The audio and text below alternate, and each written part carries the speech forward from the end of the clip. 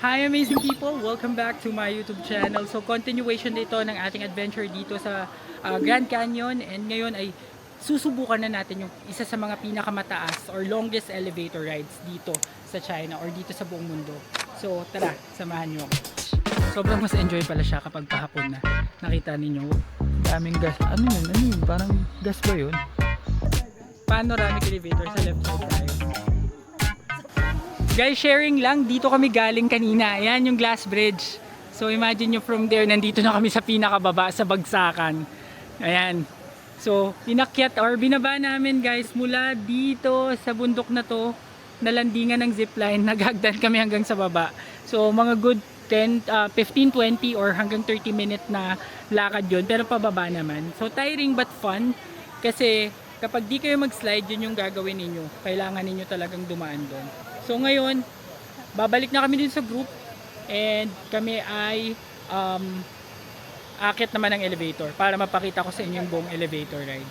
So, yun yata yung last step. Tapos, hindi ko alam kung meron pang gagawing ibang activity, pero stay tuned para malaman ninyo. So, ayan na. Paakyat na tayo ngayon. Pero, konting hagdan lang daw papunta dun sa elevator.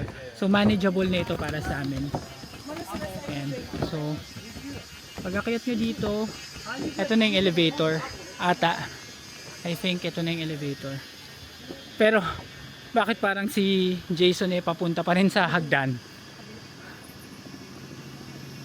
So hindi pa yata yun yung pinaka-elevator. So malakad guys, malakad.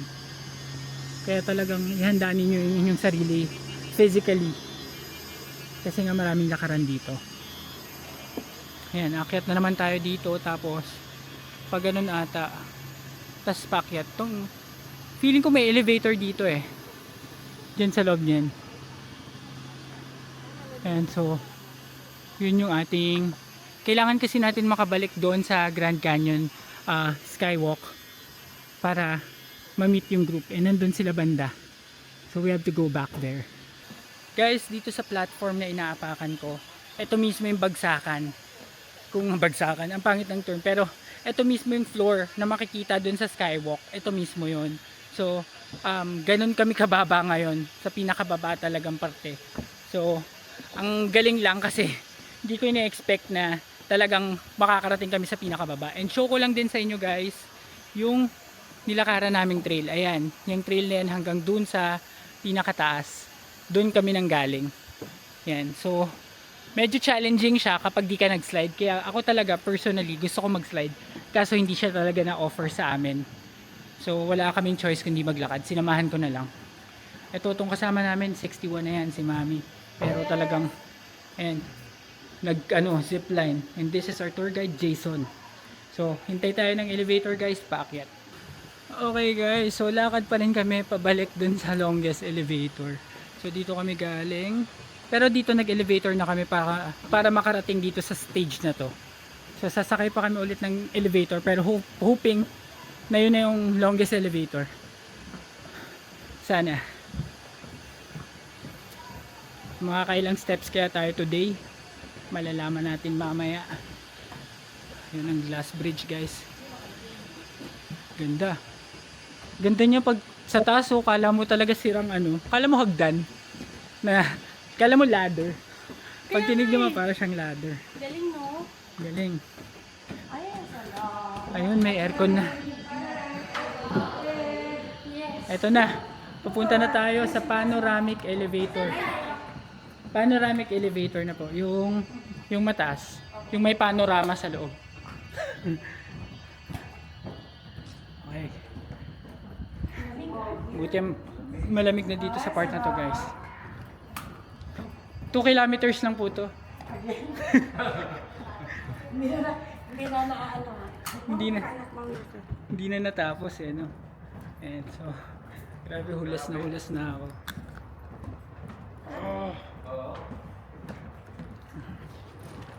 Tuloy-tuloy lang tayo guys sa paglalakad, at talagang physically challenging to. Kaya talagang kailangan mo maghanda. And I think we're here na. Ang lamig-lamig dito sa loob, kaya ang sarap sa pakiramdam. So dito na yung elevator mismo. That's a panoramic one, I think.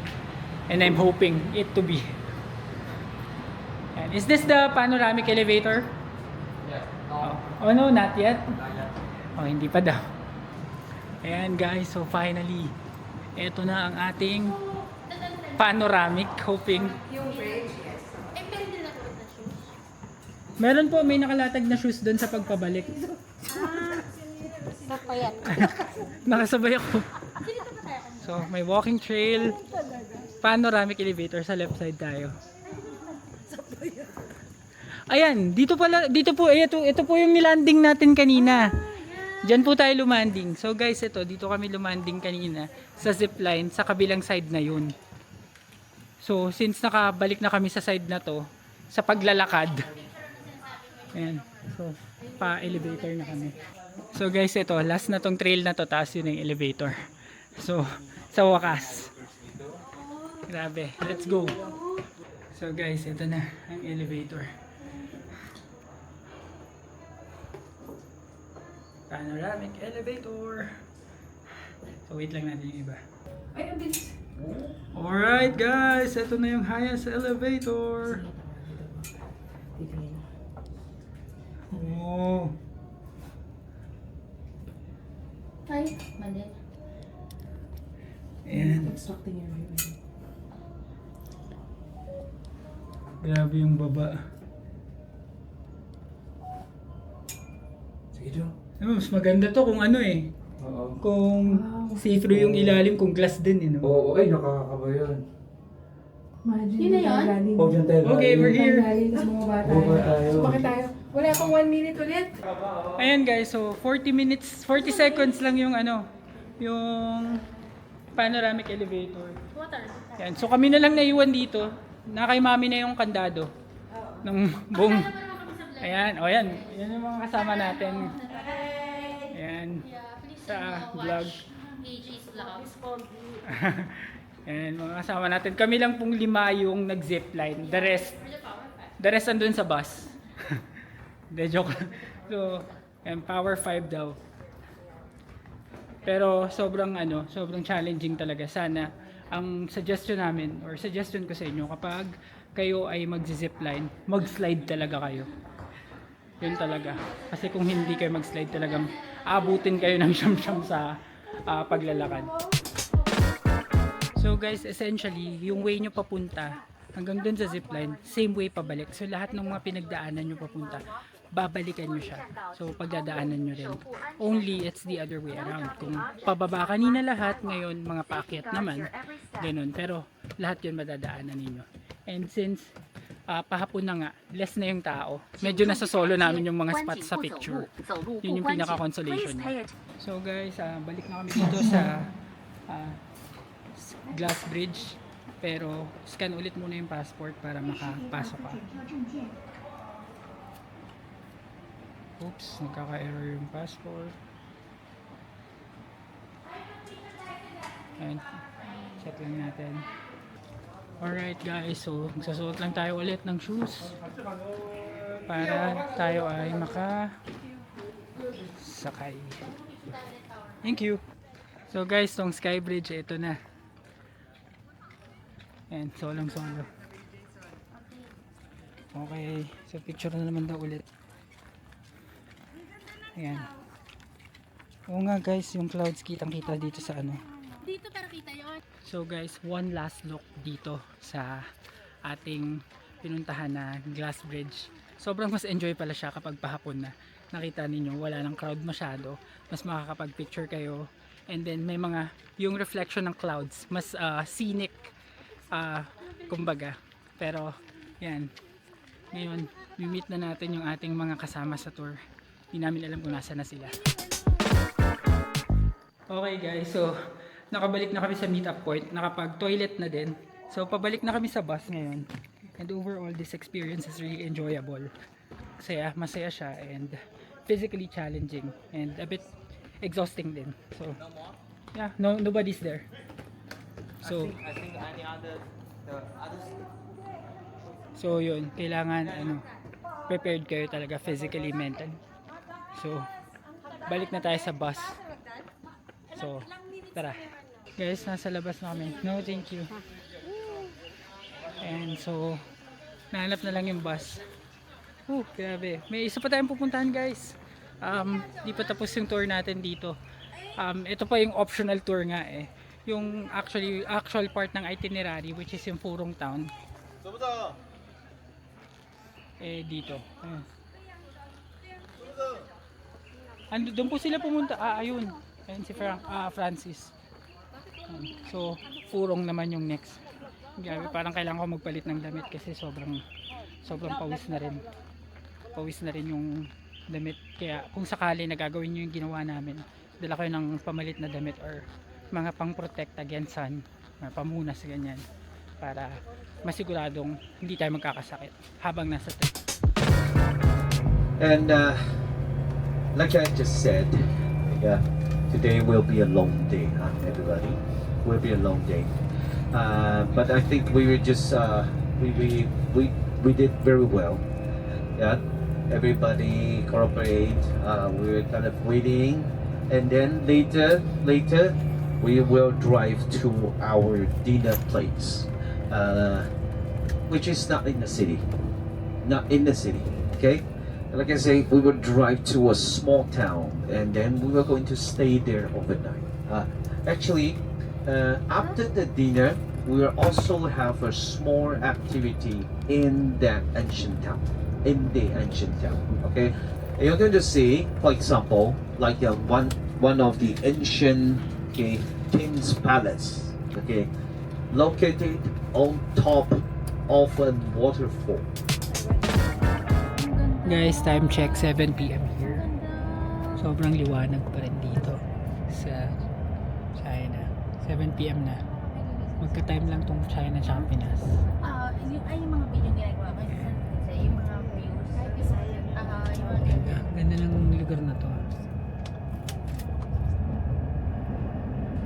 Ayan, sharing the view lang tsaka countryside na talaga to guys. So guys, sa biyahe namin papuntang Furong, we stopped over a gas station for a quick restroom break. So yun lang talaga, restroom break lang to, tapos babalik na kaagad sa bus. Wala nang gagawin. Daming gas. Ano yun? Parang gas ba yun? Yan, sa CR break muna tayo. Sandali lang guys, hindi ka pa ba nakasubscribe sa channel na ito na AJTV Amazing Travels? Kung hindi pa, mag-subscribe ka na dahil malaking tulong yun para sa akin na may pagpatuloy ang paggawa ng mga ganitong klaseng videos at mai-share sa inyo ang mga views kagaya nito. Kaya ano pang hinihintay ninyo? Subscribe na. Now back to the vlog. Have to drive so far away. Okay. Bukas daw di na malayo yung drive sa next destination. So yan guys, biyahe na ulit kami papuntang Furong. Inuna yung mga long drives po siguro. Para mas maganda nga naman, mas may pahinga yung mga next days. Yun, so update lang guys. Pafurong na tayo at nagdi-distribute ulit sila ng snacks. So meron kaninang umaga, tapos meron ulit ngayong gabi. And time check, it's now 7:39 and sobrang maliwanag pa guys. Ganyan dito. Mag-aalas 8 ng gabi na pero ang liwanag pa rin. So abangan natin yung pasnak ni Manong Jason. Ano kaya tong snack? Hindi ko kinain yung sa akin kasi na-try ko na yun sa Shanghai yung mga peanut. Abang tayo. Sorry. Okay. Okay.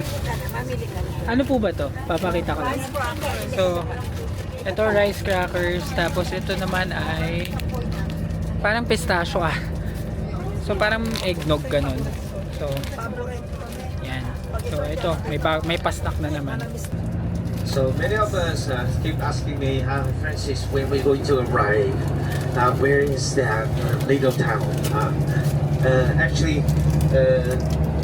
as you can see, we are once again out of the town. Okay.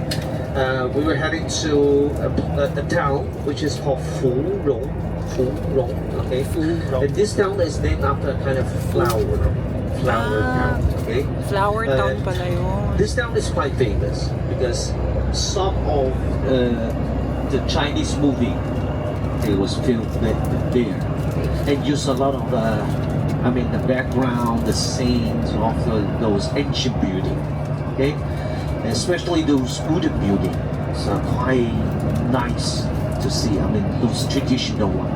Okay, because the local people there belongs to Tujia people. Later, when you get into that ancient town, then you will find, okay, perfect place to snap pictures. Okay, perfect place. And I mean, those kind of the building. I mean, the roof it is a little bit outside, and then the second floor is also a bit wider than the first floor. So this typical building, which is only you can find it right here. But for this little town, I mean, the most special thing is what? Because it's located on a cliff, and also in the ancient time, it was belongs to the king, the king's garden, like they say. And then also one of the king's palace, Tuja Palace, right here. Even like after this, like 300 years, and then they still remain. And also there are some of the bridges also with its own style. Put some of the red land on top of those roofs. It looks fantastic. It looks fantastic. And plus with a waterfall, right? The waterfall is very classic. So later on, if you do wanted to cross the waterfall, either you can go on top, cross the palace, or you can go to the bottom of the waterfall and cross to the other side. Right? That is what we're going to do after dinner, and also the reason we go to dinner. Okay? So guys, update. It's already 8:34 PM and nandito na kami finally sa Furong Town. Pero hindi pa kami bumababa. Parang Okay, so let's kaano just pa wait lang. for a while. Just wait for a while. Yan, wait lang daw sabi. So, maya daw rekta na tayo dun sa restaurant to have dinner bago tayo mag-roam dun sa Furong Town mismo. Guys, tayo ay pababa na ng bus. Ayan, so andito tayo ngayon guys sa Aniad or Aniad. Ayan, so may pa-bonsai dito at may patubig. So dito daw tayo magdi-dinner, pero hindi ito yung hotel natin mismo. So yung dinner lang natin by this hotel, but not exactly staying here. So dinner lang. Alright, so ang ganda. Ganda ng bato. May pa bato guys. And so susundan lang natin ang mga tao. First time natin magdi-dinner guys ng hotel dinner. Pero parang may kinainan din kami before dun sa Shanghai tour na parang hotel din or restaurant. Yung first night namin sa Shanghai, nag-hotel kami. Yan. So, Toilet start here. Okay, our table is right here. ayan, toilet muna tayo. Toilet break guys. Alright, so andito tayo sa ating dinner area. Oh, kain na sila oh. Ayan, okay, so ito yung dinner guys. Share ko lang. Oh, looks good and looks the same. Kain muna tayo guys. Happy birthday. Yan, kinakantahan mo may birthday yung nasa kabila.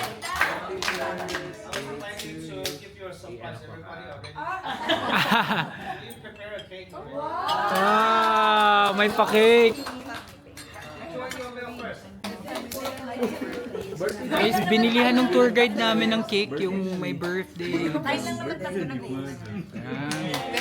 Yes. Happy birthday po. So guys, may cake tayo at titikman natin ang cake ng ating celebrant na kasama natin.